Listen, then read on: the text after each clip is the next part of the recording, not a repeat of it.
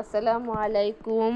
আজকে দেখাবো ফার্মের মুরগি রান্না করতেছি। ফার্মের মুরগি রেসিপি দেখাবো আমি কিভাবে রান্না করব। প্রথমে এগুলাকে ভাজবো। দেখুন, একটু লবণ দিলাম, হলুদ দিলাম, একটু মরিচের গুঁড়া দিলাম।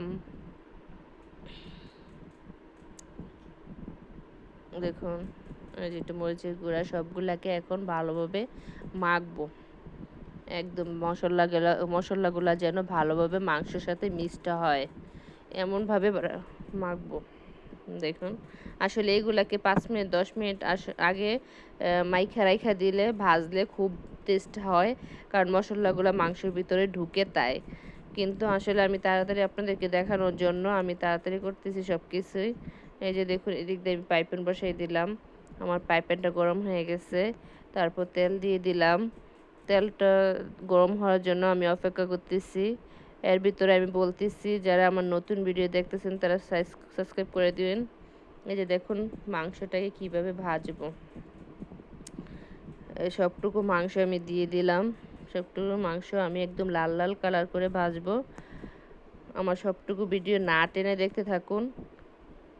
নতুন হয়ে থাকে সাবস্ক্রাইব করে দিন। প্রতিদিনের ভিডিও প্রতিদিন দেখতে পারবেন। আমি প্রতিদিন কি কি রান্না করি আমি প্রতিদিন দেখাই। সাবস্ক্রাইব করে আমার পাশে থাকবেন। এই যে দেখুন, আমার মাংসটুকু আমি তাড়াতাড়ি দেখাইতেছি। মাংসগুলো ভাজা হয়ে গেছে, কি সুন্দর লাল লাল কালার আসছে আমার মাংসগুলা। সবগুলা মাংস এখন তুলে ফেলতেছি। এখন কিভাবে রান্না করবো তা দেখুন, না টেনে দেখতে থাকুন। এই যে পেঁয়াজ দিয়ে দিলাম। এখন পেঁয়াজটাকে ভালোভাবে ভাজবো, লাল লাল কালার নিয়ে আসবো ভাজতে ভাজতে। এটার মধ্যে আবার দেব তেজপাতা, তারপর দেব এলাচের গুঁটো, দারচিনি দুটো একসাথে দিব। এলাচি গুঁটো, তারপর দারচিনি দিয়ে এগুলাকে একদম ভালোভাবে নাড়তে থাকবো। নাড়তে নাড়তে একদম পেঁয়াজগুলো একদম লাল হয়ে যাবে। যখন লাল একদম কালার আসবে দেখবেন, তখন এই তরকারিটা খাইতে খুব টেস্ট লাগে। এই যে দেখুন, আমার পেস্টগুলো লাল হয়ে গেছে। এটার মধ্যে পানি দিয়ে নেই, আদা রসুন বাটা দিয়ে দিলাম। প্রথম মশলাগুলো একদম পানি ছাড়া যখন দেব, তখন কষানো হইলে মাংসটা খুব ভালো লাগে, খাইতেও খুব ভালো লাগে। এই ঝোলটা, ভালো কষানো ঝোলটা যখন মাংস দিয়ে আবার কষাবো, তখন খুব টেস্ট আসে। আমি যেভাবে রান্না করি, আমার ভিডিওগুলো না টেনে নতুন যারা আছেন দেখতে থাকুন, তাইলে বুঝতে পারবেন, সহজ পদ্ধতি থেকে রান্না করতে পারবেন। পরিমাণ মতো লবণ দিলাম। আপনারা যেটুকু মাংস নেবেন ওইটুকু পরিমাণ মশলা, ওইটুকু পরিমাণ লবণ দিবেন। যে হলুদের গুঁড়া দিলাম,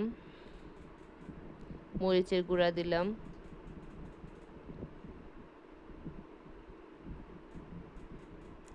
ধনিয়ার গুঁড়া, জিরার গুঁড়া,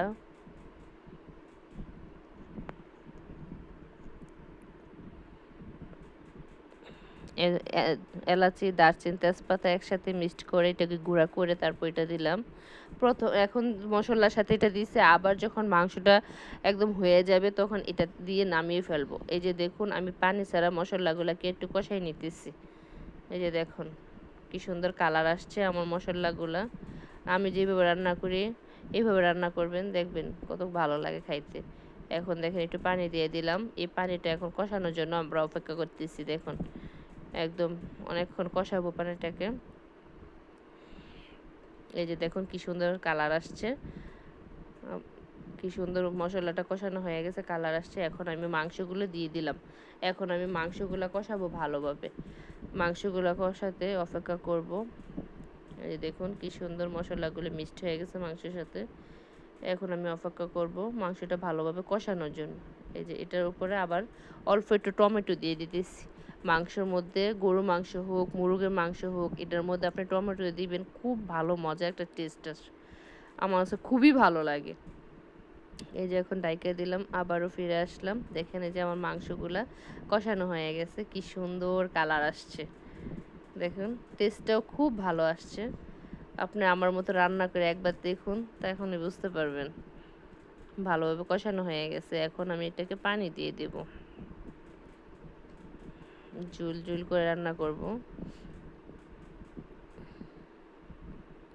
এই যে দেখুন, প্লিজ সবাই আমার চ্যানেলটাকে সাবস্ক্রাইব করে দিবেন।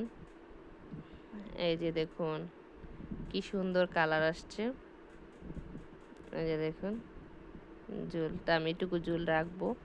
তারপর দেখুন এটার মধ্যে এখন ওই এলাচি, দারচিনি, তেজপাতা একসাথে মিক্সড করে যে গুঁড়াগুলা করছিলাম এটা এখন দিয়ে দেব। ওঠানোর আখখান একটু দিয়ে দিলেই হয়ে যাবে, খুব ভালো একটা সেন্ট আসবে। এখন দেখুন এই তো মিষ্টি হয়ে গেছে। এটা গরমই এখন আসা পড়বে, এই সেন্টটাই খুব ভালো লাগে। এই যে দেখুন আমার তরকারি হয়েই গেছে, কি সুন্দর কালার আসছে।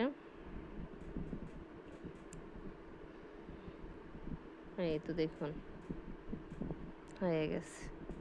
নতুন যারা আছেন প্লিজ আমার ভিডিওটা না টেনে দেখবেন, সবটুকু ভিডিও দেখলেই আমার রান্নাটা একদম সহজ পদ্ধতিভাবে শিখতে পারবেন, সমস্যা নেই।